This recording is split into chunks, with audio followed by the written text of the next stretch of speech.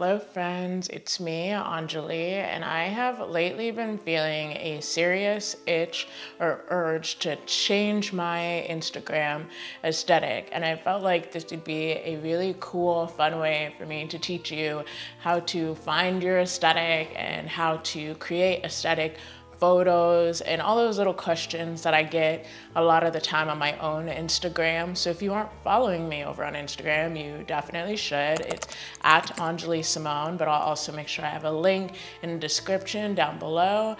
And without further ado, let's get into this. So first and foremost, before you want to just dive right into changing your Instagram aesthetic, you need to actually decide what your aesthetic is going to change into. So this is a portion where I'm trying to find inspiration, and it is the first thing I absolutely do.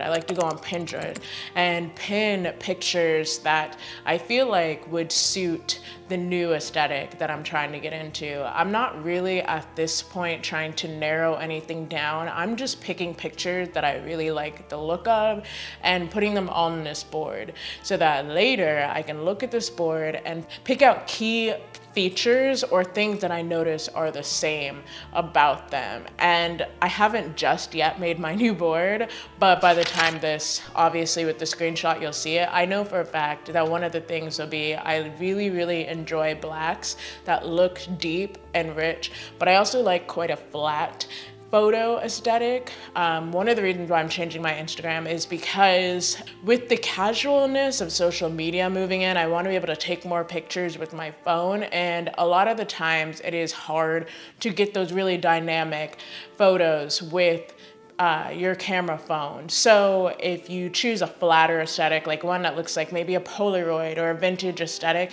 you'll actually have more luck with editing. It'll be a lot easier to edit. So that is also why you see the vintage aesthetic as a very popular aesthetic. It's honestly a very easy aesthetic to work with, and that's kind of the direction that I want to go in. The next thing I think about when picking my inspiration is my lifestyle, my wardrobe, and just my vibe, you know?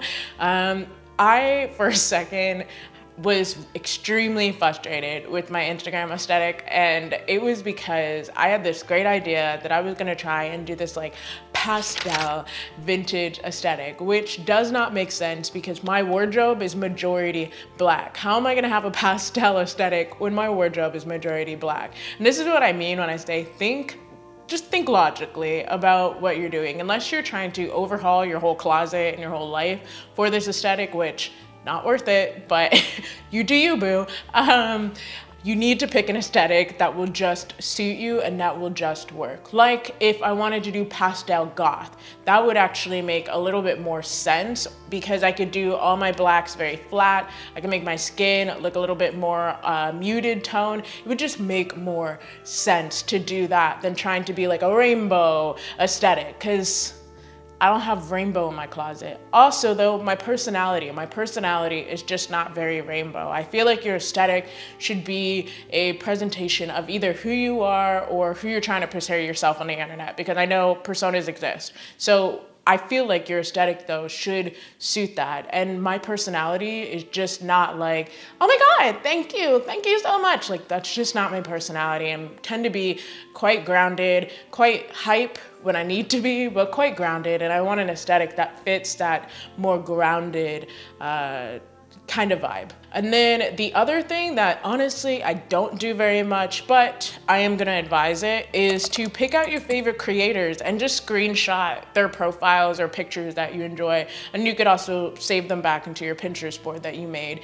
And that's just gonna help you, number one, because you'll be able to see what is a popular aesthetic, and they probably also have presets made. And I'm jumping ahead a little bit and we'll get to that in a second, but by saving your favorite creators, it'll make later on a little bit easier. So after I've logged a bunch of inspiration and I know the kind of general vibe or the new direction that I want my page to go in, time for me to take new pictures. When I was originally making my list, I actually said I was gonna make presets first, but then I realized while I was trying to do this real quick and just kind of make a general outline, I realized that it's really hard to make a new preset or make a new vibe when I'm working with old material, because my old material was made to work my old aesthetic.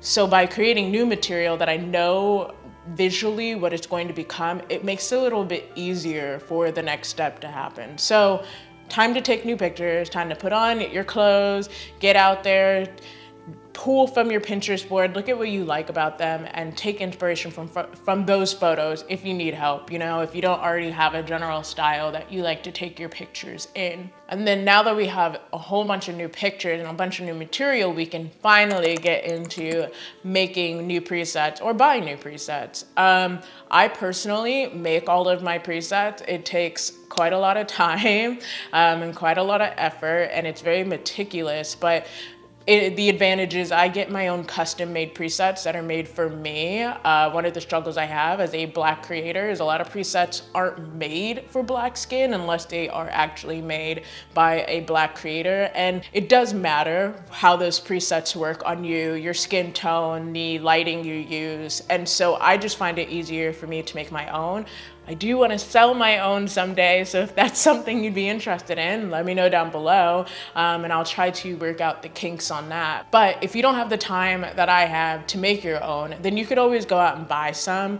There are two places that I definitely know of. One is Anjuli Moss, I believe her name is. Miss Anjuli is her Instagram handle. Once again, I'll have everything linked down below. And hers are free. And I really like hers because she is a Black woman. She's a deep Black woman, not dark skinned, but deep, rich skinned Black woman.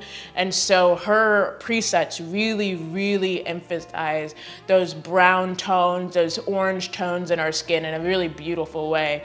So, and hers are completely free. I don't remember if I mentioned that. So I will leave her link down below. But another person I really enjoy is Ashley Levi and the Cherry Photo Club. She has some really, really fun presets that you can buy. Hers are at a price, and I'll also leave a link down for that below. They're super fun. It is a vibe that I would try to create myself, but number one, I'm not trying to rip off anybody else's presets, but number two, it's once again, it just does not fit what I wear or my life or my aesthetic, so it's just not for me, and that's okay.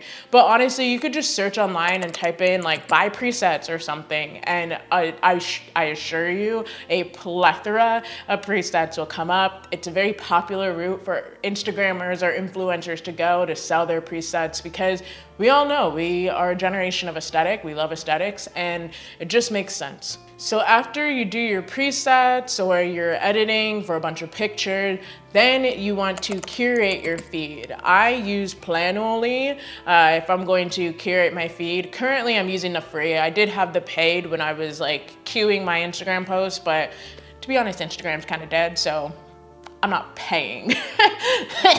You know, I'm just not. So I used the free version just to kind of look at what my feed is going to look like in the future and make sure that my presets all vibe. Because this time around, I want to use multiple presets. In the past, I've just used one on all of my photos. But this time around, I want to play around a little bit more, have a little bit more fun with photography and channeling different feelings through different photos.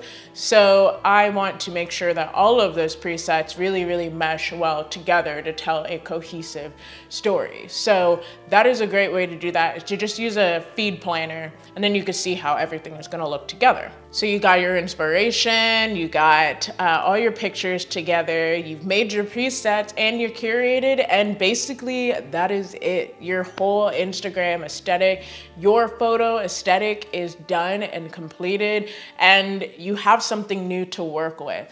I know this to me at least feels like it's kind of a quicker video, but really the time consuming aspect is creating presets. If that's something that you choose to do, it is very, very time consuming. And I don't even know where to begin in teaching somebody how to do that. I just really, really love storytelling, visual storytelling. And I personally prefer, as a deaf person, I personally prefer to do that through photos.